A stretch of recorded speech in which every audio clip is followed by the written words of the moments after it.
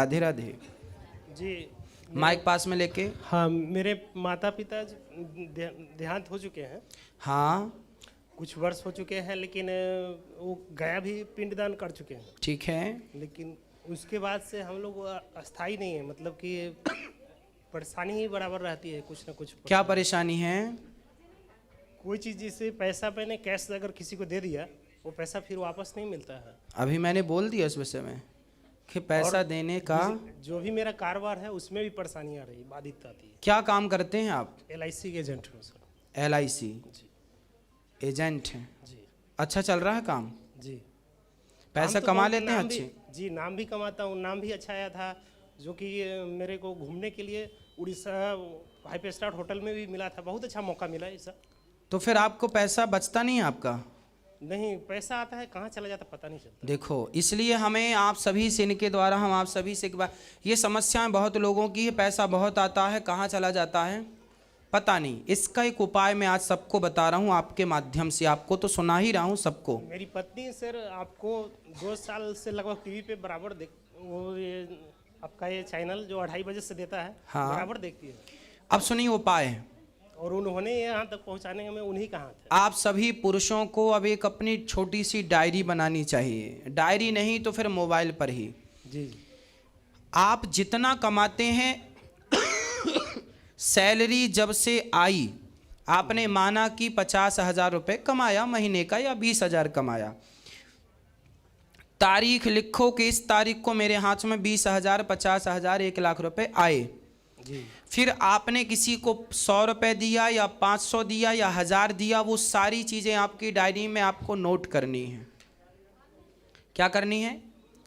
Note करनी है। Note करनी है कि आपने कितने रुपए का कौन सा सामान, तेल साबुन भी खरीदा तो कितने रुपए का खरीदा, आपने बिजली का बिल दिया तो कितना दिया, पानी का भुगतान किया तो कितने का किया, इत्यादि सारे खर्चे आपको डायरी पर लिखने हैं। जी। और फिर उसको आखिरी महीने की आखिरी तारीख के पहले उसको पूरा एक बार देखना है, टोटल करना है कि कितना आया और कितना गया, और जो गया क्या उसमें से आपने कुछ पैसा बचा सकते थे क्या कुछ खर्चे आप रोक सकते थे क्या?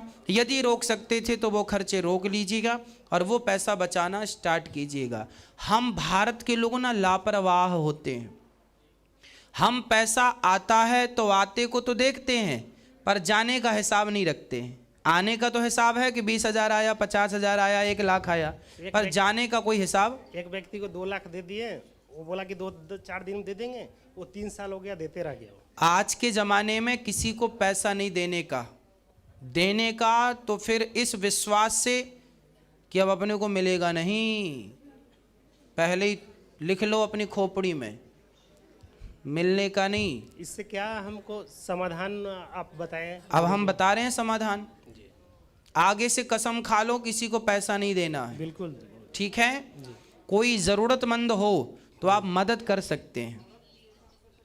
ज़रूरतमंद हो तो उसकी मदद आप कर सकते हैं। मदद करना है, पर कोई मांगे कि हमें 1,00,000 रुपए दे दो, 10 लाख दे दो, आप तो बड़ा ये सोच हम तो बड़ा अच्छा काम कर रहे हैं भाई इसकी मदद कर, लेकिन आज का वो ज़माना नहीं है। नेकी कर जूता खाने वाली बात है। सिंपल भाषा में इसको कहते हैं नेकी कर और जूता खा। जो भी मैं पैसा अगर 1,500 ऐसे देना हो, इसलिए अपनी सोचों को अपडेट कर लो। शास्त्र कभी आपको ये नहीं कहता कि आप दया के नाम पर परेशान हो जाएं या पिस जाएं या आपका सत्यानाश हो जाए। क्यों? जब वामन भगवान राजा बलि के द्वार पर आए और राजा बलि से 3 पग भूमि मांगी तो शुक्राचार्य जी ने रोका था, राजा बलि तुम 3 पग भूमि ना देना, नहीं तो ये वामन नहीं 53 है, छलिया है, छल लेगा भगवान है जी। शुक्राचार्य जी ने वहाँ रोका था और वहाँ नीति बताई थी, स्त्रीसु नरम विवाहे च वृत्त्यर्थे प्राण संकटे। किस किस जगह पर आपको अपनी बचत करनी है वो सब सिद्धांत दिए थे। शास्त्र हर चीज में आपको प्रकाश डालता है। यदि आपका धन आपको बचाना है तो आपको सावधान रहना है, मदद तो करना है, इंसानियत के नाते मदद तो कीजिए। गरीब बेटी का विवाह है कराइए, किसी को ज़रूरत है रोटी की रोटी दीजिए, किसी को ज़रूरत है छत की छत दीजिए, किसी को ज़रूरत है रोटी की, कपड़े की, उसे दीजिए। पर लाखों रुपए जो आपकी जमा पूंजी है वो कोई मांगे कि साहब हम आपको 10 दिन में लौटा देंगे, तो आपकी तो सारी ज़िंदगी की जमा पूंजी 1 लाख या 2 लाख या 5 लाख थी और आपने दे दिया, क्या भरोसा उसका कि वो आपको देगा।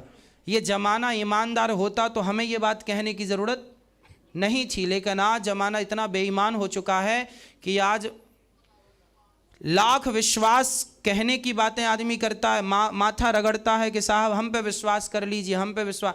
आज का ज़माना ऐसा हो गया है, इतनी बेईमानी बढ़ गई है कि आज विश्वास किस पे किया जाए ये कन्फर्म करना बड़ा मुश्किल है।